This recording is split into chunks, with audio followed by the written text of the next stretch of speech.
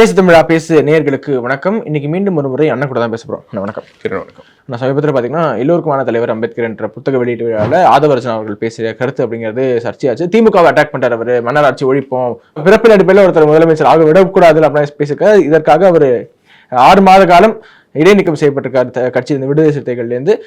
விஜய் அவர்கள் இவரை வச்சு திமுக கூட்டணி உடைக்க ட்ரை பண்றாரு ஒரு பக்கம் சொல்லிட்டு இருக்காங்க. உங்களுடைய கருத்து என்ன? ஃபர்ஸ்ட் அந்த இஷ்யூக்குள்ளார போகிறதுக்கு முன்னாடி முதல்ல இந்த விழாவிலேருந்து வரலாம். ஓகே, இந்த விழா எப்படி செட் பண்ணப்படுது அப்படிங்கிறதுக்கான ஒரு பாயிண்ட்டை நம்ம புரிஞ்சுக்கிட்டோம்னாலே இதுக்கு பின்னாடி இருக்கக்கூடிய அரசியலை புரிஞ்சுக்கலாம்.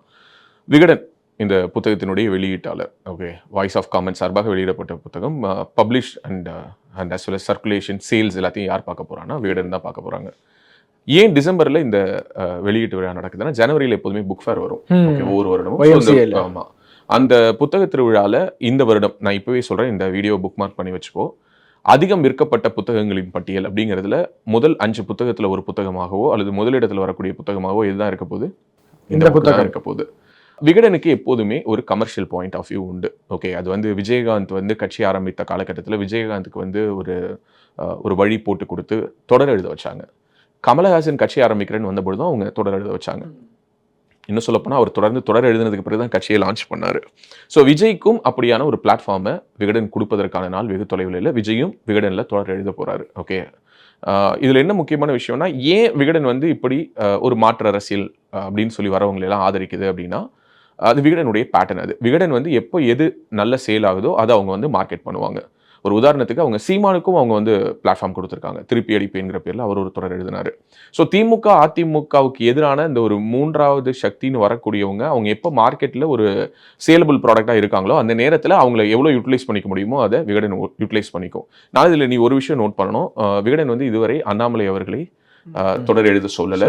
அண்ணாமலையும் விகடன்ல தொடர் எழுதுறதுக்கு விருப்பப்படலை. ஓகே, அதுக்கு என்ன காரணம்னு உனக்கு தெரியும். தொடர்ச்சியாக ஜூனியர் விகடன்ல அவரை பத்தி மிகவும் மலிவான கீழ்த்தரமான கட்டுரைகள், அட்டைப்படங்கள் எல்லாம் வரைஞ்சாங்க, எழுதினாங்க. இவர் நேரடியாவே விகடனை சாடி பேசினாரு, நேரா பேர் சொல்லியே பேசினாரு. ஸோ இப்படியான ஒரு நிகழ்வுகள் நடந்ததை நம்ம பார்க்குறோம். அதுவே விஜயகாந்த் அதை பண்ணல, கமலஹாசன் அதை பண்ணல, ஈவன் விஜய் கூட அதை பண்ணல. ரெண்டாவது, எப்போதுமே ஒரு ஃபுட்டேஜ் அப்படிங்கிறது இருக்குல்ல, அது ஒரு டிவிக்கு ரொம்ப முக்கியம். ஓகே, ஒரு யூடியூப்க்கு அது ரொம்ப முக்கியம். யாரை காட்டுறோம் அப்படிங்கிறது. இப்போ ஒரு உதாரணத்துக்கு விஜய் நடிக்கிற ஒரு படம், ஒரு 2.5 மணி நேரம் படம், அதை ஒரு டெலிவிஷன் சேனல் டெலிகாஸ்ட் பண்ணுறாங்கன்னு வச்சுக்கோ. அந்த டெலிகாஸ்ட் பண்ணுறதுக்கு அவங்க அந்த படத்துக்கு அவங்க ராயல்ட்டி வாங்கணும், ரைட்ஸ் வாங்கணும். ஆனால் விஜயுடைய பொதுக்கூட்டங்களுக்கு எதுவுமே தேவையில்லை. ஸோ அப்போ எல்லா செய்தி ஊடகங்களுக்கும் ஃப்ரீயா என்ன கிடைக்குது? ஒரு ஃபுட்டேஜ் கிடைக்குது. அதாவது ஒரு பிகில் மாதிரியான ஒரு படத்தை 100 கோடி 200 கோடி கொடுத்து ஒரு சேட்டலைட் ரைட்ஸ் வாங்கி வெளியிடக்கூடிய ஒரு நிறுவனத்துக்கு கிடைக்கக்கூடிய அதே ப்ரிவிலேஜ் விஜய் 2.5 மணி நேரம் மேடையில பேசும்பொழுது கிடைக்குது. ஏன்னா இங்க மக்கள் என்டர்டைன்மெண்டா அதை பாக்குறாங்க. அந்த புத்தக வெளியீட்டு விழாவில் அவர் பேசுறது கூட ஒவ்வொரு சேனலும் எவ்வளவு லட்சக்கணக்கான வியூஸ் போயிருக்கு. எக்ஸாக்ட்லி. ஸோ அப்போ மக்களுக்கு ஃப்ரீ சோர்ஸா ஒரு கண்டென்ட் கிடைக்குது. ஒரு உதாரணத்துக்கு இப்போ ரஜினிகாந்த் படம் நம்ம பார்க்கணும் அப்படின்னா 200 ரூபா கொடுத்து தியேட்டருக்கு போகணும். பட் டெய்லியுமே ரஜினி ஒரு பிரஸ் மீட் வைக்கிறாருன்னு வச்சுக்கோ. டெய்லி 2 மணி நேரம் நம்ம தியேட்டர்ல பார்க்குற ரஜினியை நம்ம ஃபோன்ல பார்க்கலாம், பிரஸ் மீட்ல பார்க்கலாம் அப்படின்னா அது எப்படி இருக்கும்? ஸோ இந்த இடம் ரொம்ப ஒரு நுட்பமான ஒரு இடம். இதை நம்ம ஏன் கவனிக்கணும்னு சொல்றேன்னா, இங்க இருக்கக்கூடிய மீடியாக்களுக்கு அண்ணாமலை கொடுத்தது ஒரு பெரிய தீனி. ஓகே, ஸோ அண்ணாமலையுடைய ப்ரெஸ் மீட்டு, ஈவன் தான் ஒரு பொலிட்டீஷியன், அவர் ஒரு ஸ்டார் கிடையாது, அவர் சினிமாவில் நடிக்கல, அவருக்கு ஒரு திரை கவர்ச்சி கிடையாது. பட் அண்ணாமலையினுடைய ப்ரெஸ் மீட்டுக்கு அந்த ஒரு வேல்யூ இருந்ததுனால தான் அவர் ப்ரெஸ்ஸை என்ன திட்டினாலும் நீ பாய்காட் பண்ணிக்கோன்னு சொன்னா கூட எக்ஸாக்ட்லி யாராலையும் அவரை பாய்காட் பண்ண முடியல. ஏன்னா அவருடைய ப்ரெஸ் மீட்டுக்கு அந்த வேல்யூ இருந்தது. ஸோ எகைன் அப்படியே கட் பண்ணி இந்த சினாரியோக்கு வரும்பொழுது இந்த புத்தகத்தை ஏன் விஜய் வெளியிட வேண்டும்? இந்த புத்தகத்தினுடைய தலைப்பு ஓகே, அம்பேத்கரை பற்றி ஒரு புத்தகம். இது ஏன் விஜய் வெளியிடணும்? ஏன்னா விஜய் தன்னுடைய கொள்கை தலைவர்களை ஒருத்தரா அம்பேத்கரை சொல்லிட்டார். அப்படின்னா தமிழ்நாட்டில் வேற யாருமே சொல்லலையா? ஓகே, அம்பேத்கரை பாரதிய ஜனதா கொண்டாடின அளவுக்கு வேற யாரு கொண்டாடினா? ஓகே, அப்படிங்கிற ஒரு கேள்வியை இங்கே ஒரு டிஸ்கஷனாக வச்சோம் அப்படின்னா அதுக்கு பதில் சொல்றதுக்கு இங்கே யாருக்கும் ஃபேக்சுவல் பதில்கள் கிடையாது. சும்மா போற போக்கில் சொல்லுவாங்க, ஏங்க அவரே பிராமணர்களுக்கு எதிராக போராடினாரு, சனாதனத்துக்கு எதிராக போராடினாரு, அவர் சனாதனத்துக்கு எதிராக போராடினாரு, சந்தானத்துக்கு எதிராக போராடினாருங்கிறதுக்குலாம் ஏதாவது ஒரு ப்ரூஃப் கொடு. இந்த நரேட்டிவ் தமிழ்நாட்டில் மட்டும்தான் எடுபடுது. தமிழ்நாட்டை தாண்டிட்டா இந்த நரேட்டிவை அவங்களால செட் பண்ண முடியல.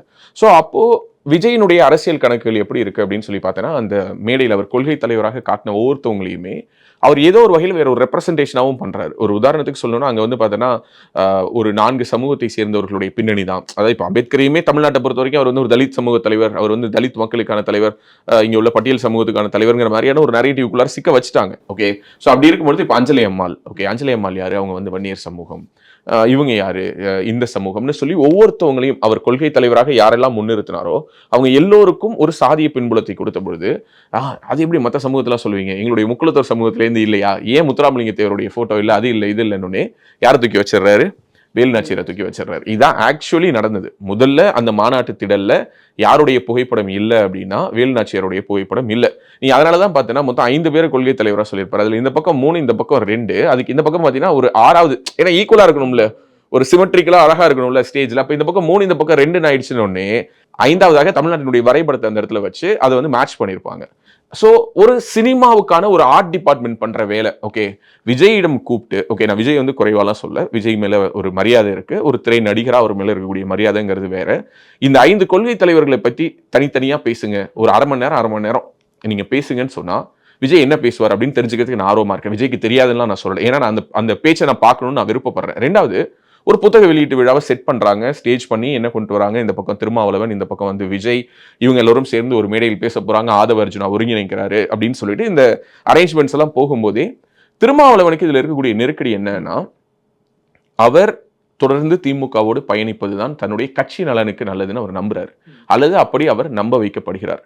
ஸோ கட்சியில் இருக்கக்கூடிய பெரும்பான்மை உறுப்பினர்களுடைய உணர்வு என்னங்கிறத தாண்டி அவரை சுத்தி இருக்கக்கூடிய ஒரு முதற்கட்ட ஒரு வட்டம்னு இருக்குல்ல, அந்த ஃபர்ஸ்ட் சர்க்கிள் இருக்கு இல்லையா, அந்த ஃபர்ஸ்ட் சர்க்கிள் வந்து அவர் என்ன பிலீவ் பண்ண வைக்குதுன்னா, இது நமக்கு இருக்கக்கூடிய நம்பிக்கை அதுதான். ஏடிஎம்கே ஜெயிக்குங்கிறதுக்கு என்ன பாசிபிலிட்டி இருக்கு, விஜய் ஜெயிப்பாருங்கிறதுக்கு என்ன பாசிபிலிட்டி இருக்கு, ஆனா நம்ம இப்படி இன்டாக்டா இருந்துட்டோம்னா நம்ம தான் ஜெயிப்போம். ஸோ ஜெயிக்கலாம்னு சொல்ற இடத்துக்கு போகணுமா, ஜெயிப்போம்னு நம்பக்கூடிய இடத்துல இருக்கணுமா அப்படிங்கிற ஒரு கேள்வி அவர்கிட்ட முன்வைக்கிறாங்க ஃபர்ஸ்ட். 2வது, இந்த மேடைக்கு நீங்க போறதன் மூலமா விஜய் தலைமையில நடக்கக்கூடிய விழாவில் நீங்களும் கலந்துக்கிறீங்கிறது தான் ஹைலைட் ஆகுமே தவிர நீங்க அதுல ஷேடோ ஆயிடுவீங்க, உங்க மேல வந்து ஒரு மிகப்பெரிய வெளிச்சம் படாது. ஸோ ஏற்கனவே வந்து விஜய் வந்து என்ன பண்றாரு அப்படின்னா ஓப்பனா கேட்டாரு, இந்த மாதிரி ஆட்சியிலையும் அதிகாரத்திலையும் நான் பங்கு கொடுக்கறதுக்கு தயாரா இருக்கேன்னு அவர் சொன்னாரு. அது எல்லாத்தையுமே நம்ம வந்து ரூல் அவுட் பண்ணிட்டோம். இப்படிலாம் வந்து குழந்தை மாதிரி கேட்க முடியாது, இதுல வந்து ஒரு சீனியர் ஜூனியர்னு அவ்வளவு விஷயம் இருக்கு, அது இருக்கு இது இருக்குன்னு என்னவோ பேசி விஜயனுடைய அந்த பேச்சை நீர்த்து போக வச்சுட்டாங்க. ஓகே, அதுல திருமாவளவனும் மிகப்பெரிய பங்காற்றிருக்கிறாரு. அப்போ இதுக்கு முன்னாடி எங்கேயுமே அவருக்கு இடிக்காத ஒரு விஷயம், ஃபார் எக்ஸாம்பிள் விஜயகாந்த் முதல்வர்னு சொல்லும் பொழுது அவருக்கு இடிக்காத விஷயம், ஜெயலலிதாவுக்கு அவர் வந்து கூட்டணி வைத்த பொழுது அவருக்கு இடிக்காத விஷயம், கலைஞர் கூட கூட்டணி வச்ச போது, ராமதாஸ் கூட கூட்டணி வச்ச போது, ஸ்டாலின் கூட கூட்டணி வச்ச போது, உதயநிதி ஸ்டாலின் கூட கூட்டணி வைக்க போகும்போது கூட அவருக்கு இடிக்காத ஒரு விஷயம் விஜய் கூட வரும்பொழுது மட்டும் இடிக்குதுன்னா there is something beyond it. அது என்ன அப்படிங்கறத இன்னும் கொஞ்சம் டீடைலா பார்க்கலாம். முதல்ல இந்த ஆதவ அர்ஜுனாவுடைய நோக்கம் என்ன? ஆதவ அர்ஜுனா யாரு உலகத்துக்கே தெரியும், ஆமா, சொல்லின் செல்வர், கம்பன் விருதெல்லாம் வாங்கின சூர்யா சேவியருடைய வார்த்தையில சொல்லணும்னா அதாவது என்ன, மார்ட்டின் மகளின் புருஷன் அப்படின்னு எழுதுறாரு. சொல்லின் செல்வர் விருது சூர்யா சேவியர், சரியான விருது அவர் கொடுத்திருக்காங்க. சரி, ஓகே, இதெல்லாம் வந்து காலத்தினுடைய கொடுமை. அப்படிப்பட்ட மார்ட்டினுடைய மருமகன். சரி, இந்த மார்ட்டின் யாரு உங்களுக்கே தெரியும். மார்ட்டின் வந்து திமுகவுக்கு தேர்தல் நிதி கொடுத்தவர், பாஜகவுக்கும் கொடுத்திருக்கிறாரு. அதையும் நம்ம சேர்த்து சொல்லணும், பாஜகவுக்கும் கொடுத்திருக்காரு. அவர் கொடுக்காத கட்சிகளே கிடையாது, அவரிடம் வாங்காத கட்சிகளும் கிடையாது. அவர் எல்லா கட்சிகளுக்கும் கொடுத்து கொண்டிருப்பார். அவருடைய லாட்டரி பிசினஸ்ங்கிறது இந்தியா முழுக்க மட்டுமல்ல உலகம் முழுக்க கிளை பரப்பி வளர்ந்த ஒரு தொழில் சாம்ராஜ்யத்தை நிறுவனவர். இது எல்லாத்தையும் தாண்டி கலைஞர் கதை வசனம் எழுதி, ஓகே, தமிழ்நாட்டினுடைய முன்னாள் முதல்வர் கருணாநிதியினுடைய ஒரு காவியமான படைப்பு தெரியுமா, உளியின் ஓசை, தெரியுமா தெரியாதா? அதுக்கெல்லாம் அவர் தான் ப்ரொடியூசர். ஓகே, ஸோ அந்த படத்துக்கு அவர் தான் ப்ரொடியூசர். பா விஜய் நடிச்சு கலைஞர் வந்து திரைக்கதை வசனம்லாம் எழுதின இளைஞன் அப்படிங்கிற படத்துக்கு அவர் தான் ப்ரொடியூசர். இந்த மாதிரி கலைஞருடைய கடைசி காலகட்டத்தில் அவருடைய அந்த சினிமா பத்தி அவருக்கு இருக்கக்கூடிய அந்த ஒரு அபிலாஷைகள் சொல்லுவோம்ல, என் மனசுல தீராத ஆசையா இருந்தது, மனசுல ஒரு ஓரத்துல அப்படியே தேக்கி வச்சிருந்த அந்த கனவுகள்ங்கிற மாதிரி, அது எல்லாத்துக்கும் வடிகாலாக இருந்து அந்த படத்தெல்லாம் ப்ரொடியூஸ் பண்ணி தன்னுடைய பணத்தை தண்ணீராக செலவு செய்தவர் யாருன்னா லாட்டரி மார்ட்டின். இந்த மார்ட்டினுடைய தொழில் சாம்ராஜ்யம் முதல்ல எப்படிப்பட்டது? ஓகே, எல்லோரும் சொல்வது போல இங்க லாட்டரி சீட் பிசினஸ் அப்படிங்கிறது எப்படி ஒர்க் ஆகுங்கிறது பல பேருக்கும் தெரிஞ்சிருக்கும். பட் இருந்தாலும் சொல்றேன், ஒரு சமீபத்திய ஒரு உதாரணத்தை மட்டும் சொல்றேன். லக்கி பாஸ்கர் படம் பாத்தீங்க, அந்த படத்துல அவரிடம் கணக்கில் வராத பணங்கள் சேர்ந்து கொண்டே போகும். அந்த பணத்தை எப்படி பிளாக் ஒயிட் ஆகுறது அப்படிங்கிற பொழுது என்ன பண்ணுவாங்க அப்படின்னா லாட்டரியில பணம் விழும் அவருக்கு ஃபர்ஸ்ட் டைம். சோ எந்த சீட்ல பணம் விழ போகுதோ அந்த சீட்டை இவர் வாங்கிடுவாரு. அப்போ இவருக்கு அக்கௌண்ட்ல பணம் வந்துடும். அந்த சீட்டுக்கான தொகை இவர் எங்க கொடுத்துருவாரு, அவங்களுக்கு கொடுத்துருவாரு. சோ இப்படித்தான் இங்கு கூடுமான வரை லாட்டரி சீட் பிசினஸ்ங்கிறது நடந்தது. என்ன பண்ணுவாங்கன்னா, லாட்டரி சீட்டை பிரிண்ட் பண்ணும் பொழுது இந்த தனியார் லாட்டரிகள் எல்லோருமே அந்த லாட்டரி சீட்ல எது வின்னிங் டிக்கெட்டுங்கிறத அவங்க எடுத்துருவாங்க. அதை எடுத்து ஒரு ஓரமா வச்சிருவாங்க. இங்கு மார்க்கெட்டுக்குள்ளார பல பேர் கிட்ட கருப்பு பணம்ங்கிறது இருக்கும், அதாவது கணக்கில் வராத பிளாக் மணி இருக்கும். அந்த பிளாக் மணியை அவங்க ஒயிட்டா மாத்துறதுக்கு வெயிட் பண்ணிட்டு இருப்பாங்க. அப்போ இந்த லாட்டரி சீட்டை அவங்க கிட்ட கொண்டு போய் பிச் பண்ணுவாங்க. ஸோ இப்போ அந்த லாட்டரி சீட்டை அவங்க வாங்கிக்கிட்டு அவங்களுக்கு அந்த லாட்டரியில பணம் விழுந்ததாக சொல்லும் பொழுது அந்த பணத்தை அவங்க எதுல தான் வாங்க முடியும், அக்கௌண்ட்ல தான் வாங்க முடியும், ஒயிட் ஆயிடும், அது ஒயிட் ஆயிடும். ஸோ இந்த பிளாக் மணிங்கிறது அந்த லாட்டரி சீட்டை யார் வச்சிருந்தாங்களோ அவங்களுக்கு போயிடும். இப்படிதான் தமிழ்நாட்டில் பல லாட்டரி முகவர்கள் கோடீஸ்வரர்களாக ஜொலித்தார்கள். நீ எந்த பேரை வேணாலும் இப்ப அப்படியே கண்ண மூடி மைண்ட்ல யோசிச்சு பாருங்க.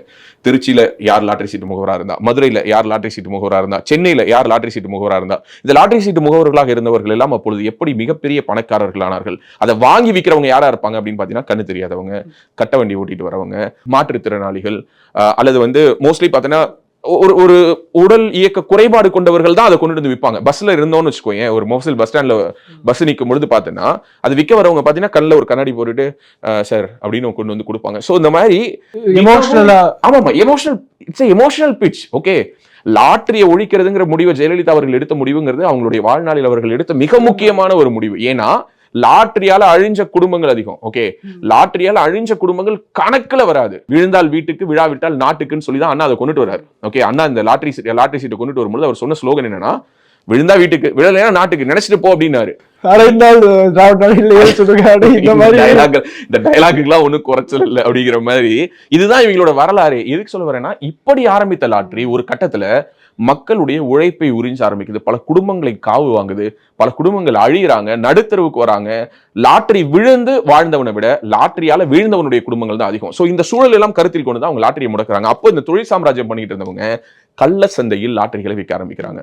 சுரண்டல் lottery, 1 number lottery, 2 number lottery, வெளிமாநில லாட்டரி டிக்கெட்டுகளை கொண்டுட்டு வந்து இங்க விற்கிறது, ரகசியமாக விற்கிறது. சோ இந்த மாதிரி இந்த நெட்வொர்க் வந்து தமிழ்நாட்டுல இன்றும் அறுபடாமல் தொடர்ந்து கொண்டிருக்குது. நீ நம்புவியா? இன்னைக்கு இந்த நிமிஷம் தமிழ்நாட்டுல லாட்டரி சீட்டு வித்துக்கிட்டு இருக்காங்க. வித்துக்கிட்டு தான் கேள்விப்பட்டது இல்ல. இந்த நிமிடம் கூட விற்பனை நடக்கிறது. இந்த நிமிடம் கூட இல்லீகலாக சுரண்டல் லாட்டரிகள், மற்ற மாநிலங்களுடைய லாட்டரி சீட்டு டிக்கெட்டுகள் விற்கப்படுகிறது. அது இங்க இருக்கக்கூடிய ஒரு பெரும் கூட்டத்தால் வாங்கப்படுகிறது. அந்த பெரும் கூட்டத்துல முக்கியமான விஷயம் என்னன்னா, அவங்க எல்லோருமே நடுத்தர வர்க்கத்திற்கும் கீழானவர்கள். டெய்லி நான் 400 ரூபாய் 500 ரூபாய் 1000 ரூபாய்க்கு நான் எப்படி வேலை பார்ப்பேன், என் வாழ்க்கை மாறிடாதான் நம்புறான்ல. அவங்க கிட்ட என்ன புரியவே வைக்க முடியாது அப்படின்னா, டே இந்த 500 ரூபாயில நீ 300 ரூபாய் இங்க விடுற, அந்த 300 ரூபாயை சேர்த்து வச்சு தான் இந்த எக்கானமி உங்களால பில்ட் பண்ண முடியும். அப்படி ஒரு நைட்ல மாறாது. உழைப்ப சுரண்டாங்கிறத நீ சொன்னா நம்ப மாட்டாங்க. சோ இதுல சிக்கல் என்னன்னா, இந்த லாட்டரி மார்ட்டின் இவருடைய பிசினஸ் சாம்ராஜ்யம் பெருசாக அவர்கள் பல தொழில்கள்ல போறாங்க. பல தொழில்கள் அவங்களுடைய முதலீடுகள் வந்து பெருக்கப்படுது. ஃபார் எக்ஸாம்பிள், இன்னைக்கு SS மியூசிக்ங்கிற சேனல் அது அவங்களுடையதுதான். அது அவர்கள் அப்போது தொடங்கி இப்போது வரை அவர்களுடைய சேனல் தான். இவர்களுடைய மகன்கள் வெவ்வேறு கட்சிகளில் கிளை பரப்புறாங்க. பாஜக ஒருத்தர் வந்து தமிழ் தேசிய சிந்தனை கொண்டு ஒருத்தர், அவர் வந்து திருமுருகன் காந்தி கூட பயணிக்கிறாரு. இந்த மாதிரி ஒவ்வொரு விதமான தொழில், ஒவ்வொரு விதமான அரசியல் ஐடியாலஜி. அவங்க குடும்பத்திலேயே பார்த்தோன்னா ஆளுக்கு ஒரு கட்சி. பணம் வர உனக்கு பிரச்சனையும் சேர்ந்து வரும். அப்ப என்ன ஆகும் அப்படின்னா, அந்த பிரச்சனைகளை சமாளிக்கிறதுக்கு நீ அடுத்த கட்டமா என்ன பண்ணுவேன்னா, ஒரு ஊடகத்தை தொடங்கணும்னு நினைப்ப, இல்ல அரசியலுக்குள்ளார போகணும்னு நினைப்ப. இதான் நடக்கும். ஓகே, எவ்வளவோ பெரிய ஒரு கல்வி சாம்ராஜ்யத்தை வச்சு நடத்திட்டு இருந்த ஒரு பெரிய ஒரு நிறுவனம் திடீர்னு வந்து எதுக்கு டெலிவிஷன் ஆரம்பிக்கிறாங்க? ஏன்னா கல்வி சாம்ராஜ்யத்தை அவங்க நடத்தி கட்டமைக்கும் பொழுதே, அதுல பல கோடிகள் பொருள ஆரம்பிக்கும் பொழுதே, அவங்க எல்லா கட்சிகளுக்கும் கப்பம் கட்டி கொண்டு இருக்கும் போதே அவங்களுக்கு ஒரு பயம் வரும்.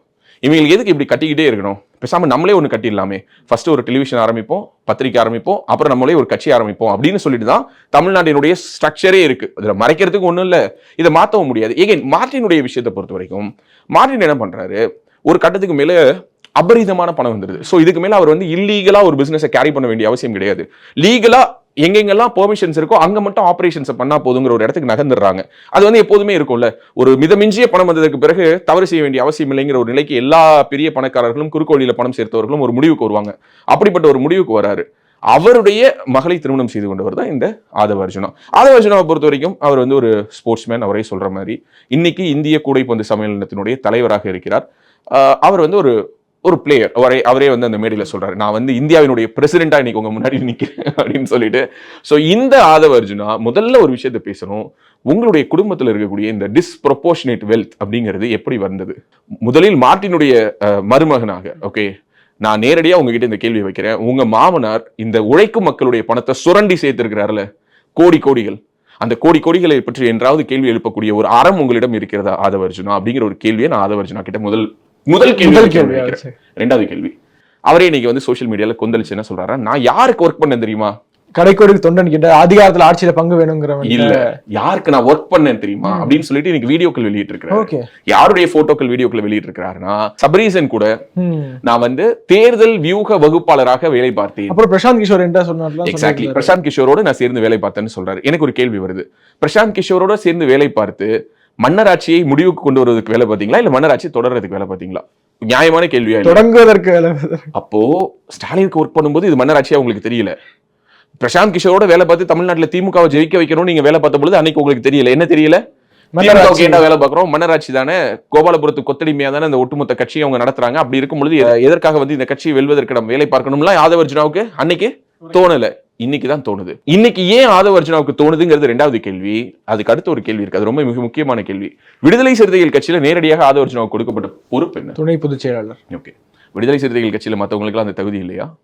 மற்றவங்களுக்கெல்லாம் அந்த ஹார்ட் ஒர்க் இல்லையா? அவங்களுக்கு தியாகம் இல்லையா? அவர்கள் யாரும் விடுதலை சிறுத்தைகள் கட்சியினுடைய வளர்ச்சிக்கு உழைக்கவில்லையா? நேரடியா ஸ்ட்ரெயிட்டா வந்து கட்சியினுடைய துணை பொதுச் செயலாளர் நீங்க வாங்கிட்டு வந்து உட்கார்றதுக்கு பேரு ஜனநாயகமா மன்னராட்சியா? என்ன மாதிரியான ஒரு பலன் உங்களால் கிடைத்திருந்தால் நேரடியாக விடுதலை சிறுத்தைகள் கட்சியினுடைய துணை பொதுச் செயலாளர் பதவி உங்களுக்கு கொடுக்கப்பட்டிருக்கும்? அதுவும் தந்தி டிவி இன்டர்வியூல தொடர்ச்சியாக திமுக எதிராக பேசிய பிறகும் அவர் துணை பொதுச் செயலாளர் வச்சிருந்தது அது மட்டுமல்ல, தேர்தலுக்கு முன்பாக ஒரு மிகப்பெரிய மாநாடை விடுதலை சிறுத்தைகள் நடத்துகிறார்கள். அந்த ஒட்டுமொத்த மாநாட்டையும் முன்னின்று, இன்னும் சொல்ல போனா அந்த ஒட்டுமொத்த மாநாட்டுக்கான செலவுகளையும் செய்து அந்த மாநாட்டை நடத்தினவர் யாருன்னா ஆதவ அர்ஜுனா. அப்போதைக்கு பரவலா பேசினாங்க. அப்பதான் இந்த பேரே வெளியில வருது. அதற்கு பிறகுதான் இவருடைய பேச்சுக்கள் வந்து சர்ச்சையாக ஆரம்பிக்குது. இப்போ நிறைய பேர் சொல்ற விஷயம் என்னன்னா, ஆதவ அர்ஜுனா அவர் வந்து ஐ see some fire in him அப்படிங்கிறாங்க. நான் என்ன கேட்கிறேன், அந்த ஃபயர் உள்ள ஆதவ அர்ஜுனாவுக்காக என்ன கேட்கப்படுதுன்னா ஒரு பொது தொகுதி கேட்கப்பட்டது. ஓகே, அதாவது எங்களுக்கு வந்து 2 சீட்டு கொடுங்க, ஒரு தனி தொகுதி கொடுங்க, ஒரு பொது தொகுதி கொடுங்க. ஒரு பொது தொகுதி யாருக்காக கேட்கப்பட்டது? யாருக்காக? ஆதவ அர்ஜுனா தான் சொன்னாங்க. சோ அப்ப அந்த பொது தொகுதியில நின்று நேரம் ஜெயிச்சு எம்பி ஆயிருந்தா இந்த மன்னராட்சி பத்தி எல்லாம் நீ பேசியிருப்பியா? இது என்னுடைய 4வது கேள்வி. சோ ஆதவ அர்ஜுனாங்கிற ஒரு பிம்பம் இன்று கட்டமைக்கப்படுகிறது.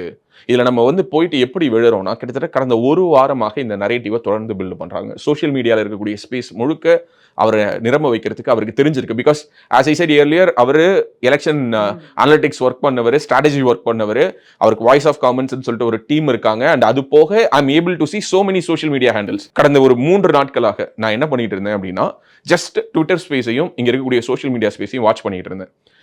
இதுவரை பாரதிய ஜனதா கட்சியினுடைய தலைவர் அண்ணாமலை அவர்களுக்கு கொடுக்கப்பட்டு கொண்டிருந்த டிராக்ஷன் என்ன, அவருக்கு கொடுக்கப்பட்டு கொண்டிருந்த ஸ்பேஸ் என்ன, விஜய் வந்த பிறகு அவருக்கு கொடுக்கப்பட்டிருக்கக்கூடிய ஸ்பேஸ் என்ன, அவருக்கு கொடுக்கப்படக்கூடிய டிராக்ஷன் என்ன, அண்ட் அதே மாதிரி ஆதவ அர்ஜுனா இஷ்யூவை வச்சு இந்த நரேட்டிவை எப்படி மாற்ற ட்ரை பண்றாங்க. ஃபார் எக்ஸாம்பிள், திமுக வெர்சஸ் பாஜக அப்படின்னு சொல்லி அதிமுகவை பின்னாடி தள்ளி அண்ணாமலை செட் பண்ண நரேட்டிவை இங்க இருக்கக்கூடிய ஊடகங்கள்ல இருந்து அனைவரும் சேர்ந்து என்ன நகர்த்துறாங்க அப்படின்னா, திமுக வெர்சஸ் தாவேகா என்று அதை மாற்றுவதற்கு முயற்சி எடுக்கிறாங்க. அதற்கான ஒரு முன்னெடுப்பு, அதற்கான ஒரு மிக முக்கியமான நகர்வு தான் இந்த புத்தக வெளியீட்டு விழா. அப்படிதான் நான் பாக்குறேன். சோ ஆதவ அர்ஜுனாவை நாம் எல்லோரும் கொண்டாட வேண்டிய அவசியம் இல்லை. ஆதவ அர்ஜுனா இந்த நேரத்திற்கு அவர் தன்னை ஸ்கோர் பண்றதுக்கும் தன்னை ஒரு புரட்சியாளர் போல சித்தரிப்பதற்கும் அவர் பேசக்கூடிய கருத்துக்களால் நாம் அவருக்கு ஃபயர் விட வேண்டிய அவசியம் கிடையாது. ஏன்னா இது எல்லாமே தவறுன்னு தெரிஞ்சவர் அந்த தவறு நடக்கும்போதே கேட்டிருக்கணும். நான் எப்போதுமே ஒரு விஷயத்த சொல்லுவேன், என்னன்னா ஒரு விஷயம் நீ தப்புன்னு நினைக்கிறியா, அந்த தப்பு அது நடக்கும் பொழுதே தட்டி கேட்கணும். அந்த தப்பு நடக்கும் பொழுது உடன் இருந்துட்டு கூட்டு சேர்ந்து அந்த தப்பினால் வரக்கூடிய பலன்களை அனுபவிச்சுட்டு அதற்கு பிறகு அந்த பலன்கள் உனக்கு தடைபடும் பொழுது நீ வெளியில போயிட்டு ஐயோ தப்பு நடந்துச்சுன்னு கத்துறனா, உன்னை விட ஒரு திருடன் வேற யாரும் இருக்க முடியாது. அதுதான் இப்ப ஆதவ அர்ஜுனா கேஸ்லயும் நான் சொல்றேன். ஆதவ அர்ஜுனா என்ன பண்ணிட்டு இருக்கிறாருன்னா, அதிமுகவை வீழ்த்தி திமுகவை ஆட்சி கொண்டுட்டு வரதுக்கு செயல்படுவாராம். பிரசாந்த் கிஷோரோட சேர்ந்து வியூக வகுப்பாளராக இருப்பாராம். ஸ்ட்ரெயிட்டா கட்சியினுடைய துணை பொதுச் செயலாளராக வருவாராம். திருமாவளவன் அவர்களே இன்னும் சொல்ல போனா ஆதவ அர்ஜுனாவை தவிர்த்து, ஆதவ அர்ஜுனாவினுடைய பொருளாதார பின்புலத்தை தவிர்த்து விட்டு வேற யாராவது ஒருத்தங்க விடுதலை சிறுத்தைகள் கட்சியிலிருந்து இப்படி பேசியிருந்தாங்கன்னா இந்நேரம்ல என்ன ஆயிருக்கும்? இப்ப வந்திருக்கக்கூடிய இந்த அறிவிப்பு எப்பவோ வந்திருக்கும். அதுவும் வெறும் 6 மாத இடைநீக்கமாக இருந்திருக்காது. டிஸ்மிஸ் பண்ணப்பட்டிருப்பாங்க. சோ அப்போ யாருக்கும் இல்லாத ஒரு பிரிவிலேஜ் ஏன் ஆதவ அர்ஜுனாவுக்கு கிடைக்குது? பல பின்புலம். வேற என்ன கொள்கை பின்புலமா? என்ன கொள்கைன்னா என்ன?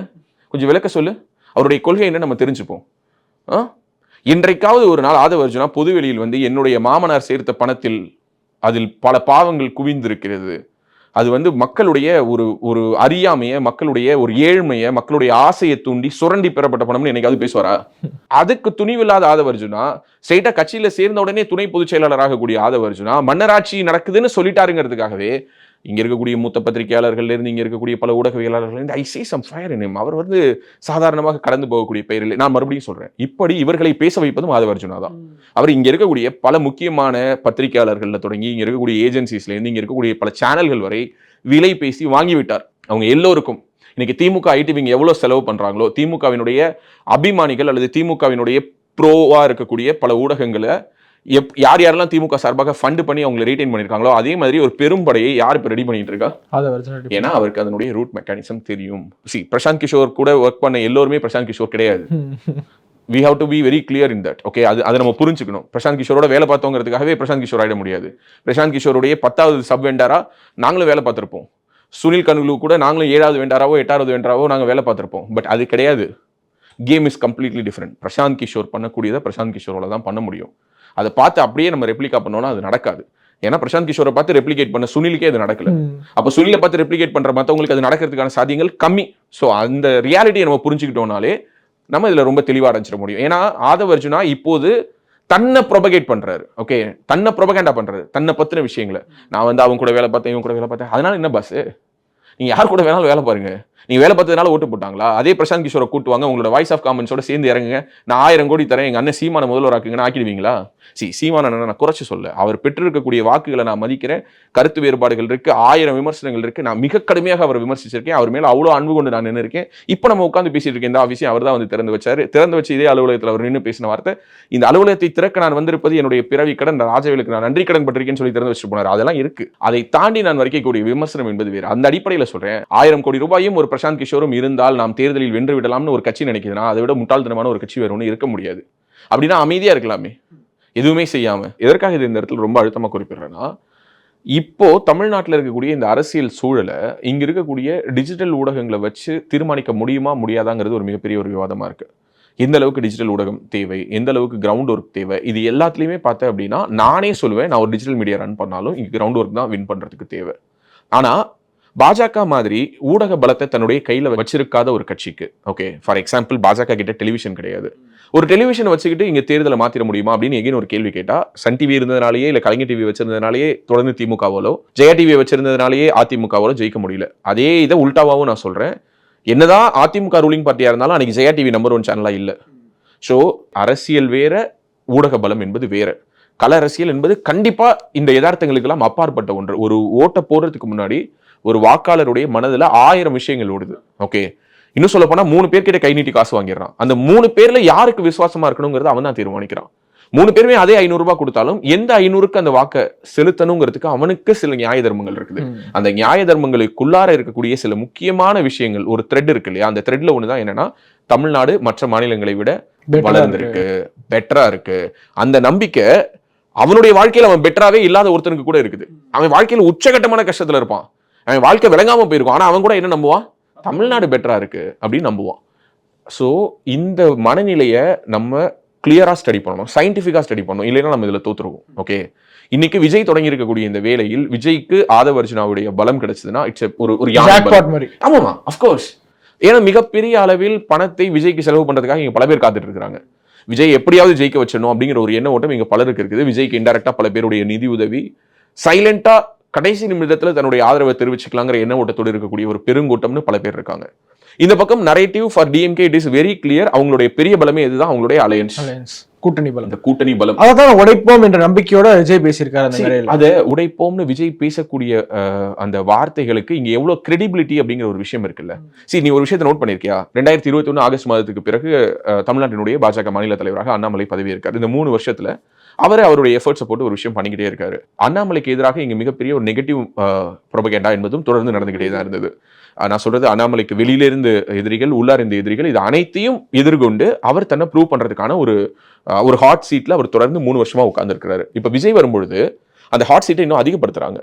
எப்பவுமே நீ ஒரு விஷயம் புரிஞ்சுக்கோ, யாரை இங்க இருப்பவர்கள் அனைவரும் சேர்ந்து எதிர்க்கிறார்களோ அவர்களுக்கு தான் ஆதரவு பெருகும்.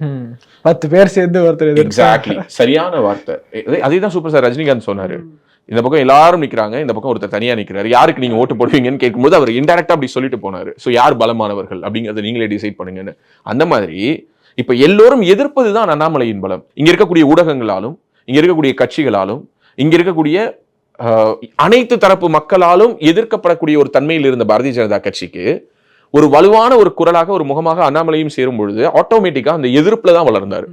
அந்த எதிர்ப்புல தான் வளர்ந்தார். ஒன்றும் ஒரு பூ பாதையெல்லாம் கிடையாது. ஸோ எகைன் அதை விட ஒரு டஃப்பான ஒரு ஒரு ஒரு பாத்வேவை விஜய்க்கு கிரியேட் பண்ணும்பொழுது ஒரு சினிமாவா நீ அதை பாக்குற. இது முன்னாடி நடக்கிறது எல்லாத்தையும் ஒரு ஸ்கிரீன் பிளேவா இமேஜின் பண்ணிக்கோ. ஒரு டஃப்பான ஒரு வில்லனை கொண்டு வந்து நிறுத்தும் பொழுது ஆட்டோமேட்டிக்கா அந்த ஹீரோட இமேஜ் பில்டப் ஆகும். தமிழ்நாட்டில் தான் நடந்தது. மோடியை அப்படியே ஒரு மிகப்பெரிய கொடூரமான வில்லனாக சித்தரிக்க யார் மோடியை எதிர்த்தாலும் அவங்களுடைய இமேஜ் என்னவாச்சு, பெருசாக ஆரம்பிச்சது. ஸோ இதுதான் காமனான விஷயம். ஸோ அப்போ இப்போ தமிழ்நாட்டில் அந்த மாதிரியான ஒரு கொடூரமான ஒரு வில்லன் அப்படின்னு சொல்லிட்டு இங்க யாருமே தனிப்பட்ட ஒரு நபரை காட்டக்கூடிய அளவுக்கு இன்னைக்கு யாரும் இல்லை. ஒரு ஐடியாலஜியா காட்டணும்னா திராவிடம்ங்க. திராவிடத்தை ஏங்க இப்படி எல்லாரும் சொல்றீங்க அப்படின்னா, திராவிடத்துக்கு டிஃபெண்ட் பண்றதுக்கு அவங்க கிட்ட பல பாயிண்ட்ஸ் இருக்கு. நான் சொன்ன மாதிரி இந்த தமிழ்நாட்டினுடைய growth, தமிழ்நாடுடைய ஜிடிபி, இங்க வேலை வாய்ப்பு, அனைத்து விதமான இண்டிகேட்டர்ஸையும் கொண்டு வந்து அவங்க முன்னாடி வைக்கலாம். அப்போ இதை தாண்டி நம்ம இங்க பேச வேண்டிய விஷயம் என்ன, இந்த நரேட்டிவை கரெக்டா யார் பிடிக்கிறாங்களோ அவங்களால தான் ஜெயிக்க முடியும். இப்போ விஜய் பண்றது விஷயம் என்னன்னா, இவங்களுடைய கலரையே எடுத்து அவரும் தன்மையில பூசிக்கிறாரு. நானும் திராவிடன் தான், நானும் தமிழ் தேசியம் தான், நானும் வந்து பெரியாருடைய கொள்கை வழியில் வந்தவன் தான், எனக்கு பெரியாரும் வேணும், ஆனா பெரியாருடைய கடவுள் மறுப்பு கொள்கை மட்டும் வேண்டாம். இப்படி இவங்க கிட்ட இருக்கக்கூடிய சில விஷயங்களை எடுத்து இந்த கேம் ஆடுறாரு. நான் இதுதான் முதல் நாள்லேருந்து சொன்னேன். விஜயனுடைய வளர்ச்சி திமுக வாக்குகளை பிரிக்க பயன்படுமா? ஆம் பயன்படும். அதிமுக வாக்குகளை பிரிக்க பயன்படுமா? ஆம் பயன்படும். ஆனால் பாஜகவினுடைய வாக்குகளை பிரிக்குமானா இட்ஸ் எ கொஸ்டின். நான் பிரிக்காதுன்னு சொல்லல, but to some extent. What is that extent? இருக்கிறதுல மினிமல் டேமேஜ் பாஜக. எக்ஸாக்ட்லி, இருக்கிறதுல மிக குறைந்தபட்சமான சேதாரம் பாஜகவுக்கு தான் இருக்கும். ஆனா பாஜகவினுடைய வாக்கு வங்கி உயர்வதற்கு ஒரு விஷயம் இருக்குல்ல, அந்த ஏரியால விஜயால சில த்ரெட் இருக்குமான இருக்கும். சோ இப்போ ஆதவ அர்ஜுனாவினுடைய இந்த ஒட்டுமொத்த ஷோ கேசிங்கும் இந்த பிராண்டிங்கும் இதன் மூலமாக மக்களிடையே என்ன மாதிரியான ஒரு பிம்பத்தை கொண்டுட்டு போய் வச்சிருக்குன்னா, இதுவரைக்கும் ஒரு நான் தலித் பார்ட்டி அம்பேத்கரை பத்தி இவ்வளவு பெரிய ஒரு சோசியல் டிஸ்கஷனை சமூகத்துல உருவாக்குனதே இல்ல. ஃபர்ஸ்ட் டைம் பிகாஸ் விஜய் என்ற ஒரு நபரால், தமிழக வெற்றி கழகம் என்ற ஒரு கட்சியினால் அம்பேத்கர் அம்பேத்கர் அம்பேத்கர் அம்பேத்கர் இந்த டிஸ்கஷன் கிட்டத்தட்ட கடந்த ஒரு வாரமாக சோசியல் மீடியால எங்கு பார்த்தாலும் ஆக்கிரமிச்சிருக்கு. சோ எல்லோருக்குமான தலைவராக அம்பேத்கரை கொண்டு போய் சேர்க்கிறதுக்கு, அதாவது ஒரு ஜெனரல் கம்யூனிட்டியிடம் கொண்டு போய் சேர்ப்பதற்கான ஒரு வேலையை விஜய் மூலமாக செய்ய முடியுங்கிற ஒரு எண்ண ஓட்டம் யாருக்கெல்லாம் வரும் தெரியுமா? ரஞ்சித் கூட வரும்.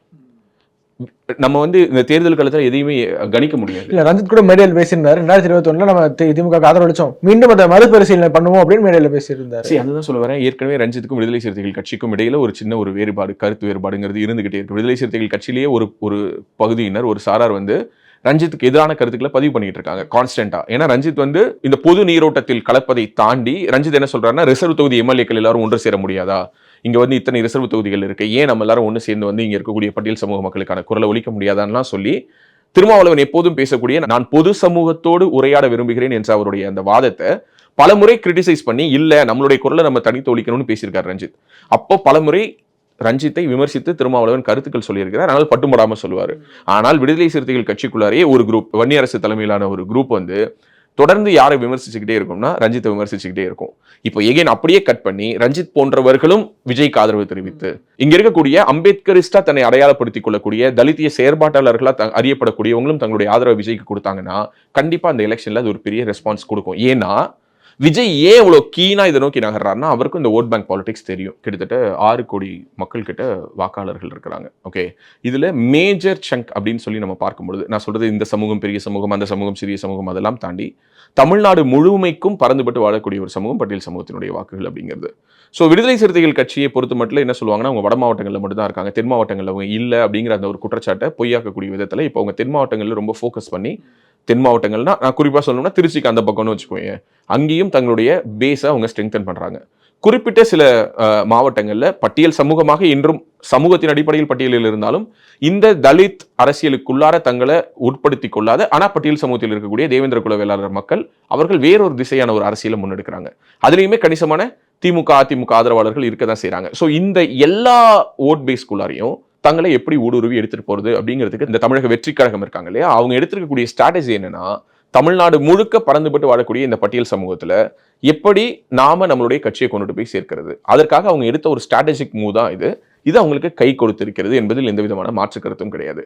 ஸோ இந்த விழா இது தொடர்பாக எழுந்திருக்கக்கூடிய சர்ச்சை, அவர் வெளியிட்டிருக்கக்கூடிய அறிக்கை, அதாவது இடைநீக்கம் செய்யப்பட்ட பிறகு 1000 கைகள் மறைத்து நின்றாலும் ஆதவ மறைவதில்லை அப்படின்லாம் சொல்லிட்டு வந்து பயங்கரமா ஒரு அறிக்கையெல்லாம் கொடுத்திருக்காரு. தமிழ்நாட்டில் விடுதலை சிறுத்தைகள் கட்சி மட்டுமல்ல, எந்த ஒரு கட்சியிலிருந்து நீக்கப்பட்ட ஒரு நபரால அவருக்கு மார்ட்டின் மருமகன் என்ற ஒரு அடையாளம் இல்லைன்னா இப்படிப்பட்ட ஒரு அறிக்கையை வெளியிடவே முடியாது. ஓகே, ஒன்னு வாயை மூடிட்டு இருப்பாங்க, இல்ல அப்படின்னா வேற கட்சிக்கு போயிருவாங்க. அவ்வளவுதான். இப்படிப்பட்ட ஒரு அறிக்கை விடுவதற்கான ஸ்பேஸ் வந்து ஆதவ அர்ஜுனாவுக்கு இருக்கிறது என்றால் அதற்கு அத்தனையிலும் பின்னணியில் இருப்பது மார்டின் அப்படிங்கிற அந்த ஒரு அடையாளம் தான். இந்த கூட்டணி அப்படிங்கிறது உடைக்கிறதுக்கான பாசிபிலிட்டி இருக்காது திமுக கூட்டணி? ஏன்னா அவங்க ஒவ்வொரு தடவையும் கூட்டணி இருக்கிற எல்லாருமே நாங்க இன்டாக்டா இருக்கோம் திரும்ப திரும்ப சொல்லிட்டு இருக்காங்க. கண்ணு கெட்டின தூரம் வரைக்கும் அதற்கான சாத்தியங்கள் இல்ல.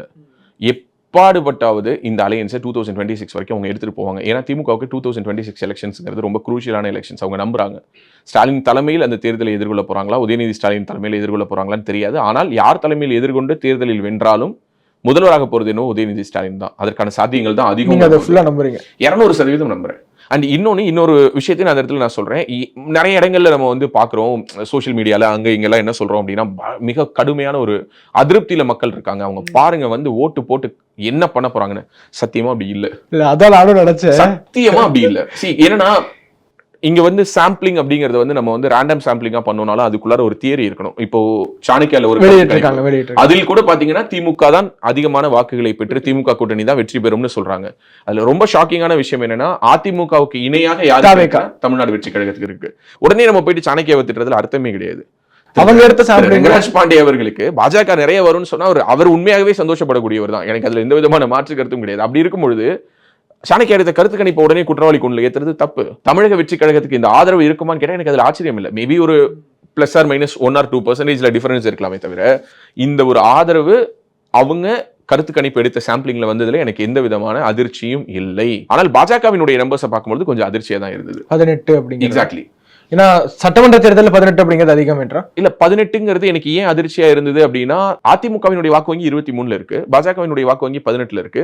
இந்த 23க்கு ஈக்குவலா இன்னொரு 23 தமிழ்நாடு வெற்றி கழகத்திடம் இருக்குது. அப்படிங்கிற போது இந்த 18 எனக்கு அதிர்ச்சியா இருந்தது. சோ நான் எதிர்பார்த்தது என்னன்னா அதிமுக பாஜக தாவேகா அப்படிங்கிறதுல there will be some difference. நான் சொல்றது ஒன்னு அதிமுகவை விட பாஜக இணையாகவோ இந்த டிஃபரன்ஸ் இல்லாத ஆல்மோஸ்ட் சேம் நம்பர்ஸ்லயோ, பிகாஸ் இங்கேயும் அந்த அளவுக்கு ஒரு அலையன்ஸ் இருக்காங்க. ஓகே, சோ அப்போ அதிமுகவினுடைய தனிப்பட்ட பலமே இவ்வளவா? அதிமுக கூட இன்னைக்கு அலையன்ஸ்ல அபிஷியலா இருக்கக்கூடியவங்க ரெண்டே கட்சிகள் தான். எஸ்டிபிஐ புதிய தமிழகம், புதிய தமிழகம், தேமுதிக. சோ இன்னைக்கு அதிமுக கூட 3 கட்சிகள் இன்னைக்கு அபிஷியலா அலையன்ஸ்ல இருக்காங்க. இந்த பக்கம் பாஜகவோடு பாஜக, பாமக, அமமுக, ஓபிஎஸ் அணி, திரு ஜான் பாண்டியன் அவர்களுடைய தமிழக முன்னேற்ற கழகம், தேவநாதன் யாதவனுடைய இந்திய மக்கள் கல்வி முன்னேற்ற கழகம், பாரிவேந்தர் அவர்களுடைய இந்திய ஜனநாயக கட்சி, திரு ஏசி சண்முகம் அவர்களுடைய புதிய நீதி கட்சி, திரு திருமாரஞ்சி அவர்களுடைய தென்னிந்திய ஃபார்வர்ட் பிளாக், இந்த மாதிரி பல கட்சிகள் வந்து இன்னைக்கு பாஜக அணியில் இருக்கிறத நம்ம பார்க்கிறோம். இவங்க பெரிய பிளேயர், இவங்க சின்ன பிளேயர்ங்கிறதெல்லாம் தாண்டி தமிழ்நாடு முழுக்க தங்களுடைய கிளைகளை பரப்பி வைத்திருக்கக்கூடிய பெரிய சின்ன கட்சிகளை தன்னுடைய அலையன்ஸ்குள்ளார் சேர்த்து ஒரு இன்டாக்டா ஒரு அலையன்ஸை திரு அண்ணாமலை அவர்கள் கட்டமைச்சிருக்கிறாரு. அப்போ அலையன்ஸே இல்லாம யாருடைய சப்போர்ட்டும் இல்லாம இண்டிவிஜுவலா விஜய்க்கு 23% இருக்கா அப்படிங்கிற ஒரு கேள்வி இருக்கு. பட் இந்த கேள்வியை கேட்கலாமே தவிர இந்த கேள்விக்காக அந்த கருத்து கணிப்பு குற்றவாளி குண்டில் ஏத்துறதுல எனக்கு உடன்பாடு கிடையாது. பட் அதுவும் என்னதான் சொல்லுது, நம்ம இப்ப சண்டை போட்டுக்கிறது எதுக்குன்னா எங்களை எப்படி நீ 2ன்னு சொல்லி அவங்களை 3ன்னு சொல்லலாம், எப்படி நாங்க 3 வந்து அவங்க வந்து 4 வந்தாங்க அப்படின்னு நீ கேட்கறத விட்டுட்டு நீ கேட்க வேண்டிய முதல் கேள்வி எப்படி வளர்க்கலாம்? இல்ல, திமுக முதலிடத்துல இருக்கான். சாணக்கியா எடுக்கிற கருத்து கணிப்புலயும் யார் தான் முதலிடத்துல இருக்கா? திமுக தான். ஓகே, அப்படின்னா திமுக எடுக்கக்கூடிய கருத்து கணிப்புல யார் தான் இருப்பா? திமுக தான். யார் கருத்து கணிப்பு எடுத்தாலும் யார் தான் இருப்பா? திமுக தான். அப்ப நீங்க புரிஞ்சுக்கணும்ல, தேர்தலுக்கு இன்னும் ரொம்ப காலம்லாம் இல்ல. கண்ணை மூடி கண்ணை திறக்கிறதுக்குமே அடுத்த ஒரு வருஷம் ஓடிடும். எப்போதுமே இந்த டிசம்பர் வந்து ஒரு மாதிரி, இந்த நவம்பரும் டிசம்பரும் ஒரு தேக்க நிலை மாதங்கள். ஓகே, அதனாலதான் வந்து பாத்தீங்கன்னா அந்த காலத்திலேயே வந்து பாத்தீங்கன்னா இந்த மார்கழி, கார்த்திகை மார்கழியும் கழிஞ்சதுக்கு பிறகு தை பிறந்தால் வழி பிறக்கும்னு சொன்னதுக்கெல்லாம் காரணம் அதுதான். ஏன்னா பை நேச்சுரலி இங்க இருக்கக்கூடிய தட்பவெட்ப சூழலா இருக்கட்டும் அல்லது இங்க இருக்கக்கூடிய இயற்கையா இருக்கட்டும் எல்லாமே ஒரு மந்த நிலைக்கு வந்து அதற்கு பிறகுதான் ஒரு சுறுசுறுப்பான நிலையை நோக்கி நகருது. ஜனவரி பிறந்ததுன்னா கடகடன் ஓடிடும். கண்ணை மூடி கண்ணை திறக்கிறதுக்குள்ள பொங்கல் இருந்து அடுத்து ஜம்ப் பண்ணோம்னா தமிழ் புத்தாண்டு, அங்கிருந்து அடுத்த ஒரு ஃபியூ மந்த்ஸ்க்குள்ளார ஒரு தீபாவளி, மறுபடியும் அடுத்த வருஷம் பொங்கல் வந்ததுன்னா முடிஞ்சு எலெக்ஷன் வந்துடும். ஸோ இந்த கேப்பை எப்படி ஃபில் பண்ண போறோம்? இது ஒரு சேலஞ்சான ஒரு விஷயம். ஏன்னா திமுக இன்று வலுவாக ஏன் இருக்கிறது என்பதற்கான ஒரு காரணத்தை நான் சொல்லணும்னு நினைக்கிறேன். முக்கியமா அவங்க கொடுத்த இந்த மகளிர் உரிமை தொகை. எக்ஸாக்ட்லி. சோ மகளிர் யூசுவலி பெண்கள் வாக்குகள் அப்படிங்கிறது அதிகமாக திமுக விழாம இருந்தது. இந்த உரிமை தொகை கொடுத்து செட்டில் பண்றாங்க. இது எப்படி போகுதுன்னு நான் சொல்றேன். பல ஊர்கள்ல பல கிராமங்கள்ல வீட்டுக்கு 2 ரேஷன் கார்டு இருக்கும். ஓகே, அதாவது ஒரு வீட்டுல மூத்தவங்க இருக்காங்க, அவங்களுடைய மகனுக்கோ மகளுக்கோ திருமணம் செய்து அவங்களும் அதே வீட்டுல ஒரு வேலை வசிக்கக்கூடிய சூழல் இருந்ததுன்னா ஒரு வீட்டுக்கு 2 கார்டு இருக்கும். ஓகே, கேஷுவலா அந்த 2 கார்டுலயும் அவங்க வந்து பொருட்கள் வாங்குவாங்க. அந்த ஒரு வீட்டுக்கு 2000 ரூபாய். சில வீடுகளில் 3 கார்டுகள் இருக்கக்கூடிய வீடுகள்லாம் இருக்காங்க. ஒரே வீடு, ஒரு பெரிய வீடா இருக்கும், போர்ஷனா இருப்பாங்க. இந்த போர்ஷனுக்கு ஒரு ரேஷன் கார்டு வாங்கியிருப்பாங்க, அந்த போர்ஷனுக்கு ஒரு ரேஷன் கார்டு வாங்கியிருப்பாங்க. கிரவுண்ட் ஃப்ளோர்ல இருக்கவங்களுக்கு ஒரு ரேஷன் கார்டு, ஃபர்ஸ்ட் ஃப்ளோர்ல இருக்கவங்களுக்கு ஒரு ரேஷன் கார்டு. ஒரு குடும்பத்துக்கு 4-5 ரேஷன் கார்டுகள் வைத்திருக்கக்கூடிய குடும்பங்கள் இன்றும் நம் ஊரில் இருக்கிறது. அதை நம்ம முதல்ல புரிஞ்சுக்கணும். ஓகே, நாங்க இந்த சர்வே எடுக்க போயிருந்தோம் 24 தேர்தலுக்கு முன்னாடி. அப்போ நிறைய பேர் கிடைக்கலன்னு சொன்னாங்க. கிடைக்காதவங்க திமுக ஓட்டு போட மாட்டேன்னாங்க. ஆனா சில பெண்கள் நாங்க காலகாலம் அதிமுக இந்த மகளிர் உரிமை தொகை வந்ததுனால நான் அதிமுக ஓட்டு போடுறேன். ஒரு 1000 ரூபாங்கிறது ஒரு சாதாரணமான காசு கிடையாது. ஏதோ ஒரு கிராமத்துல நம்ம ரொம்ப கேஷுவலா சொல்றோம், இன்னைக்கு 1000 ரூபாங்கிறது சென்னையில பார்த்தா அப்படின்னா ஒரு சினிமா டிக்கெட்டுக்கு போனோம் அப்படின்னா ஒரு டிக்கெட்டுக்கும் ஒரு பாப்கார்னுக்கும் பத்தாதுன்னு நம்ம இப்படி ஒரு அங்கலாய்ப்பாக சொன்னாலும், ஏதோ ஒரு கிராமத்தில் இருக்கக்கூடிய யாரோ ஒரு பெண்ணுக்கு அந்த 1000 ரூபாய்ங்கிறது ஒரு மிகப்பெரிய ஒரு பணம். அந்த பணத்தின் மூலமாக அவங்களுடைய மனசுக்குள்ளார ஒரு ஸ்ட்ராங்கான ஒரு இம்ப்ரெஷனை திமுக ஏற்படுத்தியிருக்காங்க. ஒரு வாக்குக்கு ஒரு கட்சியால அதிகபட்சம் 1000மோ 2000மோ தான் கொடுக்க முடியும். ஆனா ஒரு அரசு நினைச்சதுன்னா 5 வருஷம் மாசம் மாசம் 1000 ரூபாய் கொடுத்தா அவங்க அடுத்த ஆண்டு தேர்தல் சந்திப்பதற்கு முன்பாக எவ்வளவு ரூபாய் கொடுத்து முடிச்சிருப்பாங்க? 60,000 ரூபாய் கொடுத்திருப்பாங்க. ஒரு வருஷத்துக்கு 12,000 ரூபாய் ஒருத்தங்களுக்கு கொடுக்குறாங்க. 5 வருஷத்துல 60,000 ரூபாய் கொடுத்திருக்காங்க. 60,000 ரூபாயை நேரடியாக பணப்பலனாக பெற்ற ஒருவர் வேற கட்சி ஓட்டு போடுவாரா? அவ்வளவுதான். இந்த இடத்தை பிரேக் பண்ணாம, இந்த மாதிரியான விஷயங்களை நம்ம உடைக்காம, நம்ம இந்த அரசியல் பத்தி பேசுறது அப்படிங்கிறது டைம் பாஸ்க்கு பேசலாம், ஜாலியா பேசலாம், சூப்பர் சூப்பர் சூப்பர் அப்படின்னோ இல்ல இது தப்பு தப்பு தப்புனோ நம்ம பேசலாமே தவிர இதை எப்படி பிரேக் பண்ண போறோம்? மத்திய அரசினுடைய நலத்திட்டங்கள் இங்க வரும்பொழுது அதெல்லாம் எப்படி வந்து கூட பாத்தீங்க கலைஞர் கைவினை திட்டம், விஸ்வகர்மா திட்டத்துக்கும் கைவினை திட்டத்துக்கும் அண்ணாமலை அவர்கள் ஒரு போஸ்ட் போட்டிருந்தார் பத்தி அவர் வச்சு. இப்போ இந்த விஸ்வகர்மா திட்டம்ங்கிறது இம்ப்ளிமெண்ட் பண்ணப்பட்ட காலத்துல இருந்து இந்த நிமிஷம் வரைக்கும் இந்த விஸ்வகர்மா திட்டத்தால பலனடைஞ்சவங்க எவ்வளவு பேர் இருக்காங்க? இந்தியா முழுக்க இதனால் பயனாளிகள் உருவாயிருக்காங்க, தமிழ்நாட்டுல பயனாளிகள் உருவாயிருக்காங்க. சோ அப்போ அவங்களெல்லாம் எப்படி நம்ம எடுத்து பேசுறது? அப்போ அவங்களெல்லாம் எப்படி நம்ம அடையாளப்படுத்துறது? அவங்களுடைய வாழ்க்கையை இது எப்படி மாத்திருக்குது? முத்ரா லோன் மூலமா எவ்வளவு பேருடைய எத்தனை இளைஞர்களுடைய தொழில் இன்னைக்கு முன்னேற்றம் அடைஞ்சிருக்கு? இந்த மாதிரியான விஷயங்கள் எல்லாம் தொடர்ந்து எடுத்து பேச வேண்டும். அப்போ அதுக்கு நமக்கு இருக்கக்கூடிய பெரிய சப்போர்ட் இதுதான், இங்க இருக்கக்கூடிய ஊடகங்கள் தான், இங்க இருக்கக்கூடிய டிஜிட்டல் ஊடகங்கள் தான். ஸோ அதனால நான் சொல்றேன், இன்னும் நிறைய இதை பத்தி நம்ம பேசி இந்த மாதிரியான ஆதவர்ஜுனா மாதிரியான இந்த வாட் டு சே இந்த ஒரு விட்டில் பூச்சி தான் ஆதவர்ஜுனாலா. அவரை வந்து ஒரு கலங்கரை விளக்கம் போல இங்க வந்து நம்ம ஃபயர் விடுறாங்க அப்படின்னா அது வந்து நம்மளே ஒரு தவறான ஒரு நபரை வந்து நம்ம தூக்கி நிறுத்துற மாதிரி. ஏன்னா நான் அதை எதுக்காக சொல்றேன்னா, நம்ம என்ன நினைக்கிறோம், திமுகவை கேள்வி கேட்கிறாரு அதனால ஆதவர்ஜுனாவை பத்தி பேசுவோன்னு. பட் இன்டெரக்டா நீங்க என்ன பண்ணிட்டு இருக்கீங்க அப்படின்னா, ஆதவர்ஜுனா பத்தின ஒரு பாசிட்டிவ் கண்டென்ட் கிரியேட் பண்ற ஒரு சோர்ஸா உங்களுக்கே தெரியாம நீங்க ஆதவர்ஜுனாக்கு வேலை பார்த்துட்டு இருக்கீங்க. நமக்கு நம்மளுடைய சித்தாந்தத்துக்கு நம்மளுடைய ஐடியாலஜிக்கு எந்த விதத்திலும் உதவாத ஒரு நபரை பற்றி நாம் பேசுவது என்பதே தவறு. அந்த வகையில பார்த்தா இந்த வீடியோ பண்ணதே தப்பு.